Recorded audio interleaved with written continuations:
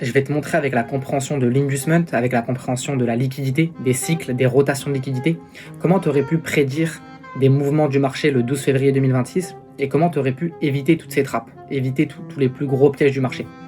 Alors je t'ai pris une charte au hasard, comme je t'ai dit juste avant, le 12 février 2026. Qu'est-ce qu'on peut voir concrètement à 7h30? Qu'est-ce qu'on peut voir? On peut voir que le prix, boum, a cassé ce lot ici. Ok, donc là, on est baissier en M15. Ok, on peut voir qu'on est baissier ici. Et on peut voir qu'ici, toi trader SMC, toi trader de structure, tu t'aurais positionné directement ici en short. Ok, qu'est-ce qu'on peut voir par la suite? On peut voir qu'en M5, boum, le prix crée un high, un low, un high, un low. Ok, boum, crée un high. Et qu'est-ce qui se passe à gauche? On peut voir qu'on a une zone de trappe. Ok, comme je l'ai dit tout à l'heure, d'ici à ici, on est bearish. Et du coup, tout le monde se positionne en short ici. Mais on n'a pas que ça.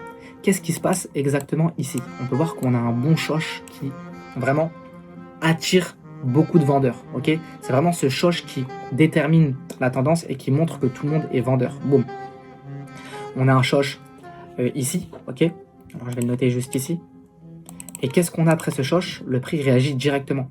C'est-à-dire que on a un shosh, le prix part direct à la hausse. Pourquoi, à votre avis, le prix part directement à la hausse? Parce que on a créé des vendeurs. On a un trap à gauche, on a un shosh M15, on a du momentum, on a New York Open, boum, le prix peut partir à la hausse et récupérer toutes les liquidités qui s'étaient placées au-dessus. Pourquoi? Parce qu'à partir de ce moment-là, sur cette plage horaire, 80% des personnes étaient en short. Il n'y a personne qui va long ici, il n'y a personne qui va long. Tout le monde short parce qu'on a cassé la structure, tout le monde short parce qu'on est sur une zone, un PY, un trap à gauche.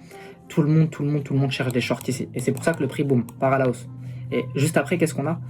On récupère toutes les liquidités, on rechoche ici en M15, boum. Alors je vais noter, on rechoche en M15, boum. Le prix par la baisse, c'est pas un hasard si le prix se réverse. C'est qu'il a récupéré toutes les liquidités et c'est des cycles de liquidité, des rotations de liquidité.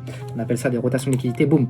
Il récupère tous les SL ici, il récupère tout le monde et quand il récupère tout le monde, il incite tout le monde à la hausse. Donc on a une double incitation.